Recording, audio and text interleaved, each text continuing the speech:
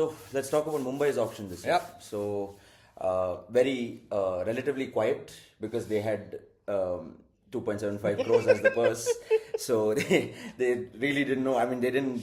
They already retained a lot of. Think about the irony of this, right? Yeah. Like a team that is owned by the Ambani Ambani family has spent only 2.75 crores in the auction. His son's wedding's watch maybe costed a lot more. Oh, yeah, for sure.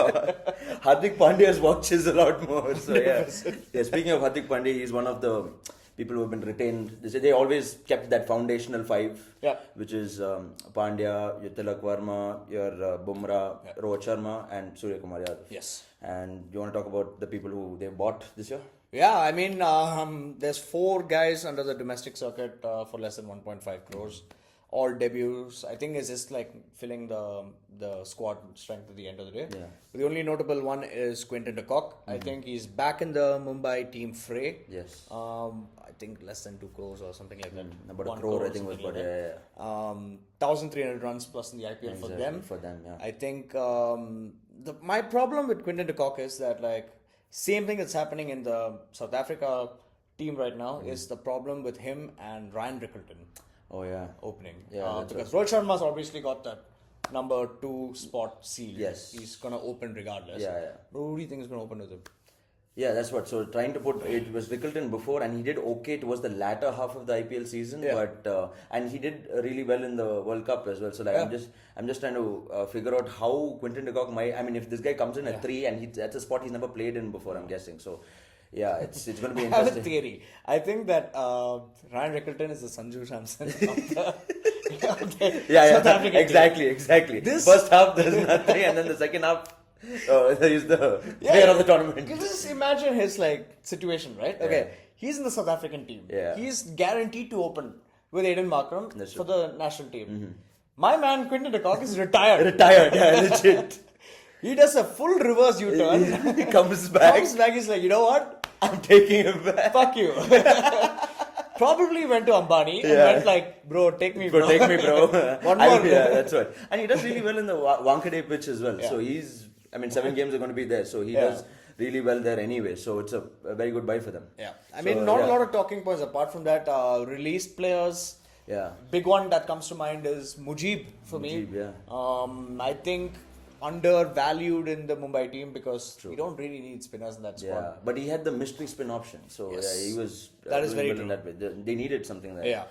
Yeah, I think so too. And then another big one, which is our recently married Arjun Tendulkar. Yeah, that's right. I think he's going to play for the Lucknow Super Giants now. Yes, so, he is. Yeah, interesting change for him. We'll see how that goes. Funny thing, like I heard a little bit of a news today about like Rishabh Pant talking about the weight of Arjun Tendulkar's bat. Really? Yeah. What do you think it's euphemism for? I have no idea. Damn. Okay.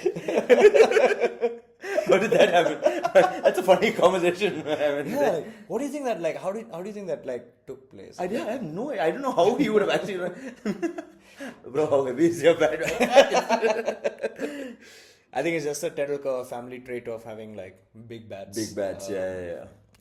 Yeah, we'll see how he'll perform this year also. Looking forward to him playing in the LSG, and we'll see whether he starts as well. Yeah. But and what about the traded in players? I think Shofane Rutherford, right? Yeah. One big name. The Lord. The Lord, yeah. The Lord. Has he played for all 3 teams? Has he played for RCB as well? No, he hasn't. No, but what's funny is Malinga's the one that got him out in the last ball. Oh my God! And now you've taken the boy back. And that is true. Malinga's your bowling coach, right? Yes. So yeah. That is true. I think that maybe, well, from a batting point of view, maybe not that great. Yeah, I mean, I think he's a pinch hitter for sure. I think he will. For me, it'll be either him or Deepak Char to play in that squad. That's the thing. Like because you got Bumrah, you got Trent Bolt, you got Hardik Pandya. You got your 3 seamers already. Why would you pick one more? No, these two have that camaraderie as well. The Deepak Char and Shardul Thakur, they played for the CSK as well. So they know how they know how to assess a pitch properly. They have the experience as well. And Shardul Thakur also plays. Bowls also well at times. When he was in GT, I think before. Yeah, I think he did okay there. Yeah, Jadeja. Yeah, I remember that. Jadeja hit him for 10 runs in the last two Yeah, balls I to remember. win Dhoni an IPL I remember trophy. that. I remember that. Yeah, but I think one of the things that he brings into the table also is this like mix up with like slow bowling. His back of the hand like slower balls is pretty hard to read sometimes.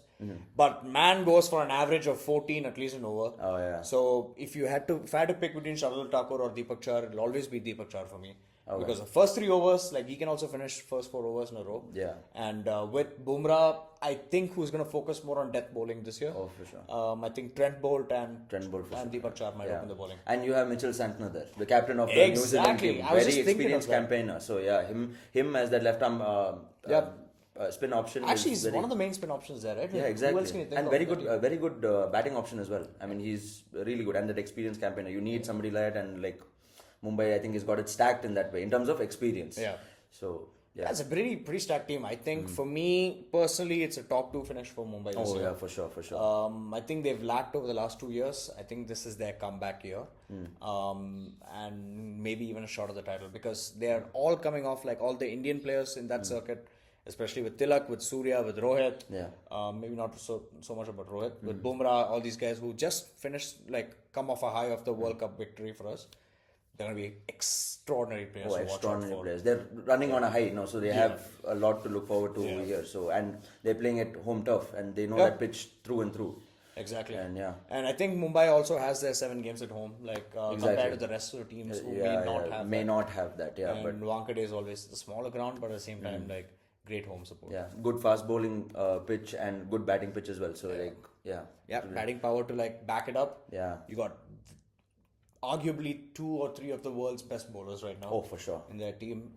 The great middle order. Yeah. Tilak is very flexible. I think in the World Cup also we saw him bat at number 7, which is normally he bats at 3. Yeah. And I think they'll put him at number 4 this time, maybe. I think he'll bat 4 again. Yeah. But that's the option. They have that flexibility. That's true. Yeah. And with Trent Bolt and Bumrah, death over specialists, I think they're pretty much set. They have a perfect squad on this thing. That's why I think they relied on the uncapped players maybe to mold them into the team into the future, because these guys are not going to play forever, obviously. So yeah, makes sense. But yeah, overall great team. Great team. I think is going to be one of the teams to look out for.